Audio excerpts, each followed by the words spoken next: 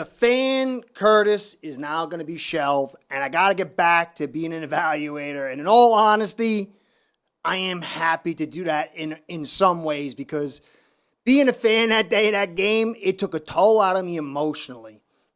Friday did the live thing, and that was crazy. I had to deal with the technology, and that started getting me flustered. And then the game came by, and it was, a ringer-type game. I was, amped up to that for so many reasons as I've talked about in the past. By nature, I'm a maniac. And over the years, I've learned to become more objective, more self-controlled. So when I open that box up, it's a lot of fun, but there is a price. So I'm putting it back in the box. And for the rest of the season, I really want to deal as the evaluator, because that's really what this channel is about. I was talking to one guy, I really like him, but he's like, all these concerns, this pessimism, And honestly, before this game, I was getting a little frustrated with him.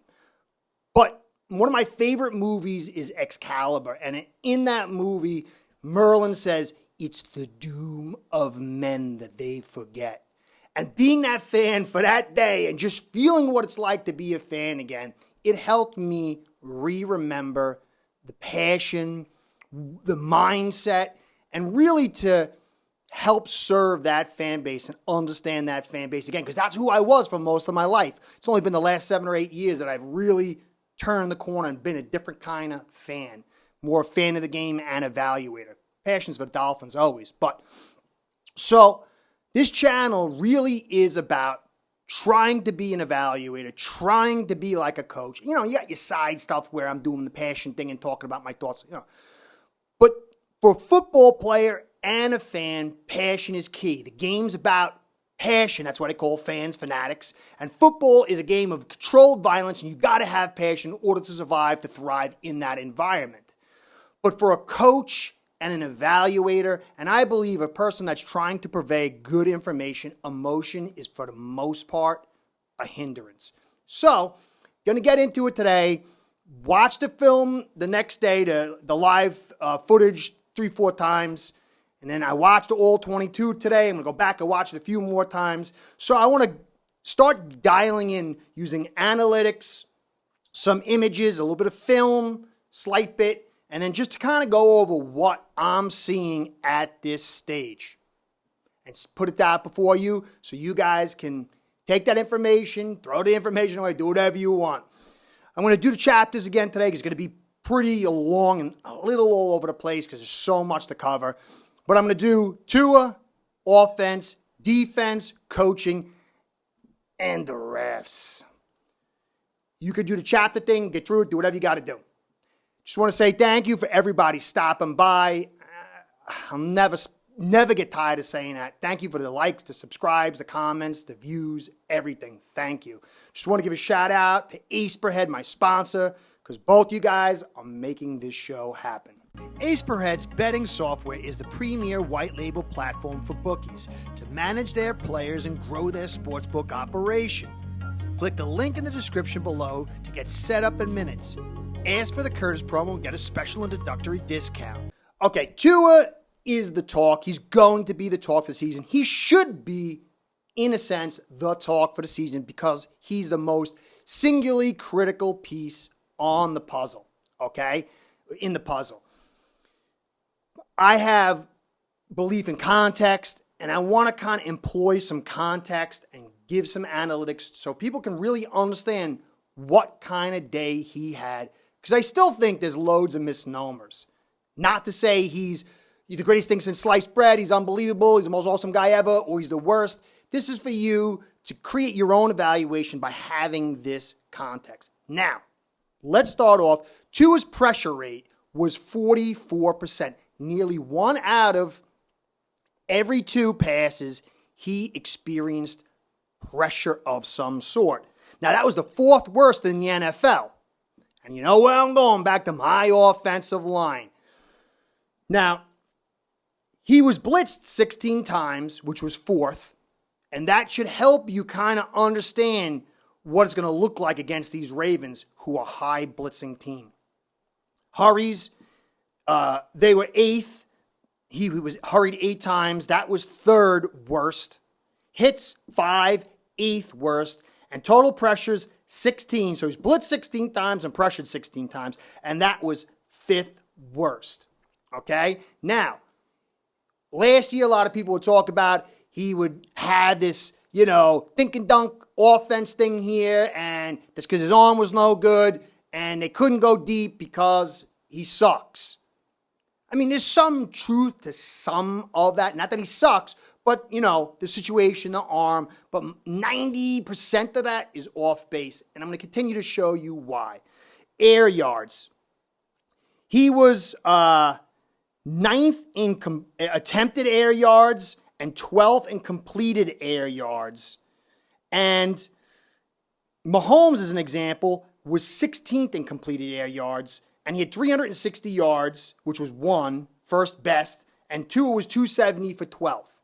So he was clearly in the top third of the league in being aggressive. He was top third in the league in yards, total yards, and his on-target percentage was 13th at 71.9, okay? Now, his bad throw percentage was 10th worst at 21.9. So, yeah, he had a lot of bad throws, 10th, but he was top 5 in total pressures. And he still was on target 13th and throwing top third in the league. Now, adding further context to this is mind-blowing. Our yards before contact was ranked 30th at 0.8. 0.8. Okay? And this is against the Patriots, who were, 23rd or 24th in the league in run defense. So I'm sure they got better, the healthier, but I mean, how good are they really? 0.8. Now, Chargers had only 1 yard before contact. Actually, 0.8. And the Raiders, 0.8. They were the 3 worst. Dolphins, Raiders, Chargers. Good company, right? Maybe it's not the offensive line. We'll see. KC only had 1. They were like 29th. So there's a lot of good teams with low yards before contact. So maybe it is Tua. But here's the grand difference. Now, last year I talked about 12 personnel being a highly restrictive formation for the passing game and should have had us excelling in the run game and protection. But we couldn't protect, we couldn't run the football, and we had to keep, 6, 7, sometimes, 8 guys in to protect and only let 1, 2, and 3 wide receivers out. Now, I don't got the numbers on them, but I'm here to tell you we ran 12 personnel by look or design, and by design I mean you get a guy in motion, you come out in 3 wide receiver, and you get a guy in motion, and as he's in the middle of the line, you hike the football, and he's there to protect or be an outlet. Do you know, I could not believe how many times we had that. We ran 4 receivers sometimes, and it was always short or screens for the most part. We were constricted back into 12 personnel by formation or design again because our offensive line was doo-doo. Doo-doo. Now, this does not mean the way it's going to look in the future. Things can change. There is some good points to it. I'm going to get to that in a second. But on the face of it, we have all kinds of stuff added to this offensive line, and it's not even close to performing to the right level. Now, remember, Archuleta said, Tua's got to somehow find his way when Hill gets open like that. Look at this play here. You can see, all right, they snap. They got their 3 personnel, 11 personnel. They send 4 guys out. And look at Eichenberg getting blown up and in the face of Tua before he gets run. That football was about 1 foot from being completed, but he couldn't finish his delivery, and I'm sure was being slightly drawn away, his concentration, with Eichenberg getting put in his hip pocket. But that wasn't really mentioned. And you really can't see that unless you're in all 22. But this is kind of what the day looks like. Now, it doesn't absolve some boneheaded throws and this but when you go through that day and you understand the context, then things kind of appear more understanding. That it's not, who sucks. Now, he might not be the greatest when everything gets worked out, but you can't have 0.8 yards before contact running tight formations all day. And we run tight formations to help the protection, but then that brings everybody into the box, which kills our run and allows them to blitz, and is one of the reasons why we got so much pressure. And this is another reason why this Raven game is going to be a huge test. There's going to have to be a lot of growth. Okay, so Hunt along, some bad blocks, a few okay on run blocks, but really his pass blocking suffered and he wasn't great. He's about at the level of Gesicki. Now, Hunt, he got a little guff by me and some others, and he didn't have a great day, but I want you to take a look at this. This is the sack that Hunt led up. Now, he was beat on the inside move, but when you take a look at this, the guy on the edge that Jackson is like fixated on is getting chipped. Look where Tehran is next to Eichenberg, and look where Jackson is next to Hunt. Hunt helps him out tremendously. He needed to be closer. He needed to get his mind focused on the inside move first. He did not pay attention. Watch, when he get to the line of scrimmage, he got there and he looked to the corner, and that was it. Now, Hunt got beat, but he should expect some level of help other than putting my hand out and looking this way. That is not help. So there's mitigating factors here. And that brings me back to Little. Little, I had said, he looked better than Jackson. Better than Jackson last year, given that whole body of work. But he was worse than Jackson this week. Jackson actually showed a little bit in pass protection, but he's still an utter disaster, unmitigated disaster in the run block. Now, it flips back and forth. We'll see how it plays out. But Little is, according to the week one, a downgrade, as amazing as that is. Now, the real concern is, I'm going to get to the positives. The real concern is Eichenberg.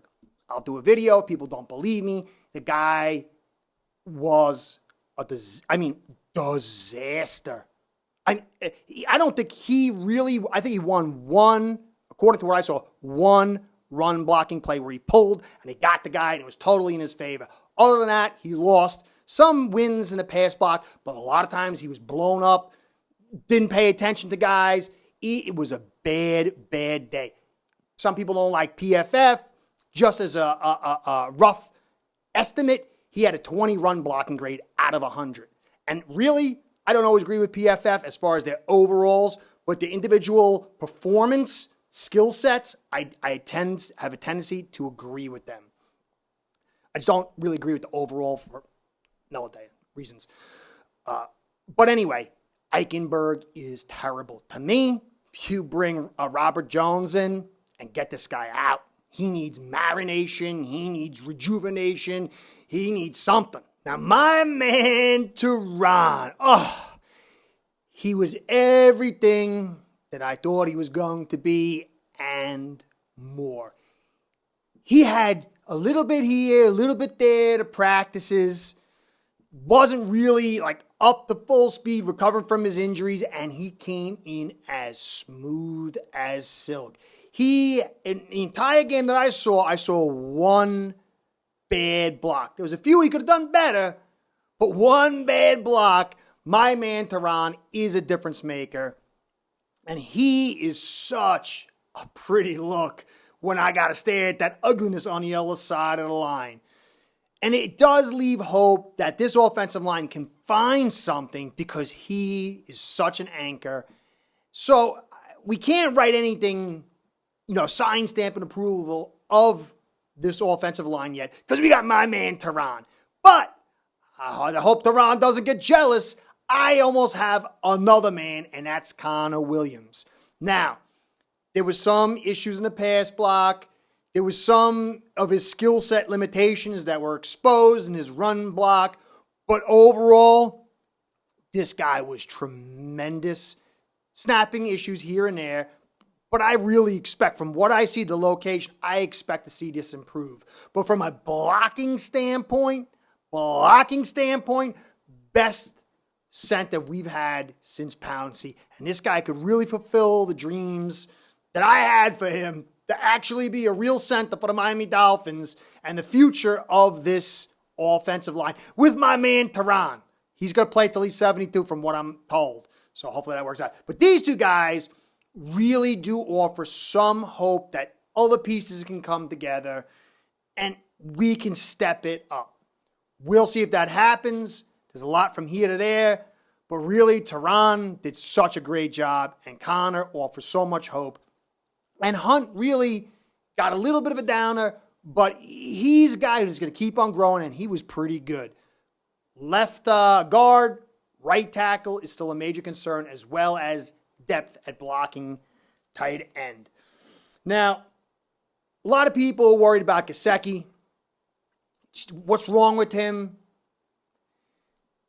If you go back and you look at when Fitzpatrick and him and Gailey were starting to rise and he was having his coming out party and really starting to shine, you have to understand, Gailey was able to get us in 12 personnel 28% of the time and 11 personnel, 3 wides, 55% of the time. And Fitz was able, with the blocking scheme and the offensive design, to get to Gesicki in the mid to late clock. And that's where Gesicki really shines. That and play actions where he comes off and he gets open. But when we're locked in 12 personnel, like, insane levels, his skill set becomes problematic. It's not about him. I could take Gesicki and put him on a bunch of teams, and this guy would be like, why was he so good when he was here? He's not being put in conducive environments to accentuate what he's good at. And so, really, until we can run the football and we can block without, bringing everybody and their brother and their grandmother and their cousins in to come help block, he's not going to do much of anything. And it's not about him. But what it's going to do is set him up to go someplace else. And then when he does shine, people are not going to understand why. I'm here to tell you why. Now, on a good note, from the tight end aspect, Hunter Long didn't thrill me. He didn't give me the thrill up my leg. But Smythe kind of did. I've always liked his even skill set. There's no real blemishes, but there's no real high points. But his blocking actually started to rise above average. And as an inline blocker, a guy who can kind of make something out there and a smart guy, he really started to be an asset to this team. And I'm very excited to see what can come of him because he really blocks really well for a guy that, you might not think so. He's 250. And he can kind of get out there. And for him to be able to block opens things up. Tanner.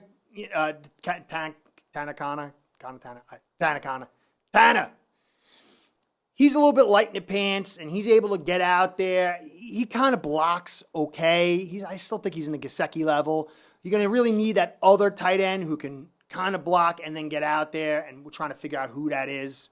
We'll see. But Smythe is proving to be a solid piece of that puzzle.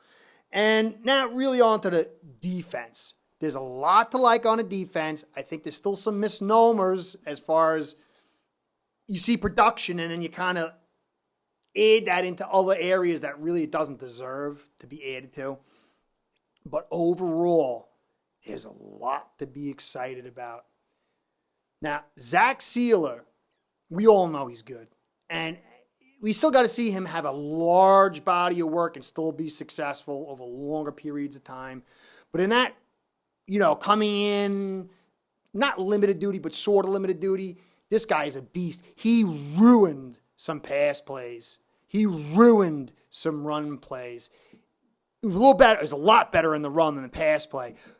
But this guy is a force and really picked up slack. Now, Wilkins didn't have a great game, but he was a lot of the day over Onwenu. And like I said, you got to grade somebody based on who they're facing. And Onwenu is one of the best in the game on the offensive line.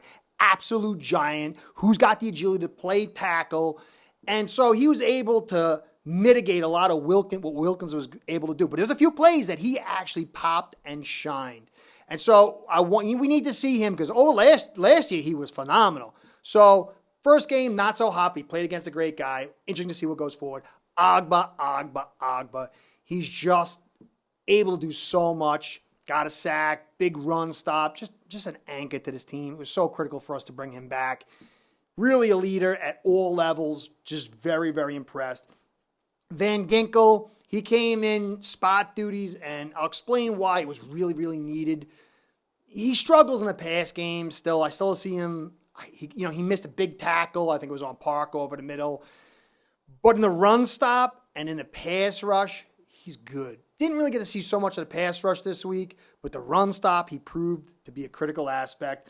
And Ingram really shined. And not where you thought he'd come with the pass rush. His run stop played on the edge was big. Can he handle it for the long term?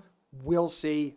I don't think he's going to need to. And it's going to be interesting to see Flowers, what he can add to. So there's a lot of hope on this edge. There's a lot of hope on this defense. These pieces can get moved around. You get your stunts going. Flowers is great on stunts. And so I'm really excited about this edge with a caveat. Caveat, unfortunately, is Phillips. Phillips had a very bad game, guys. Very bad. He was terrible in run stop. He was victimized most of the day. And then even the Patriots brought in tight ends on him, and they were able to neutralize him. Now, it's to me what it looks like, it's just technique. He has a tendency to get in and lock and just hold in place. He doesn't have the power to release. And so he stalemates a lot, but you can't have a guy like him getting stalemated by tight ends and then getting blown out. There was a lot of bad plays on him. And his pass rush, surprisingly, neutralized them. He did not have a successful. And the touchdown the Patriots got was where he got lost in coverage. This is not to say he sucks. Curtis, are you saying he sucks? No, I'm not saying that. I had concerns with him last year, sort of preseason, was very high on him, but then I've seen a step back. We've got to judge him over the course of the season, but going against the Ravens this week, that is a run-heavy team, he started getting pulled out more and more and more. And this is not going to be good for the kid's confidence or his ability to be as successful as he can be. It was talked about Tehran was helping him with his adding different moves to his repertoire along with some other guys on the defensive line. He still needs to add more tools to his game other than the speed and then a shoulder dip because that kind of kept getting nullified. He needs to add more tools. We have to be patient. It's a long way from here, and it's just one game. But we got to evaluate honestly. So he needs a big game this week. I'm expecting him to come in. He's going to be critical to kind of have to stop Lamar going crazy. He's the kind of guy who could be out there in space and get to him. He's going to be critical, but he's going to need to stop that run to be in there as much as we need him. Because Van Ginkel, he's good, but he's got some weaknesses in his drops, and he's not as athletic. We need Phillips to step up. Now, Kohu, I want to give a shout out to Martina Davis before the game. She's like, look at Kohu. I like his technique. I think he's going to play. I'm like, well, all right. Martina, you nailed it. Nailed it. Now, it was on 22 snaps, and he was excellent. 22 high-end snaps. We got to go more from there. But, I am starting to get the Needham feel. I saw it on the field. But, Martina, you got it before me. Needham struggled. You go watch the tape. He struggled a lot. And it's at the boundary. He's much better inside. And I'm having concerns as this goes forward, especially like week 3 when he goes against the Bills. He's got to go against either Davis or Diggs.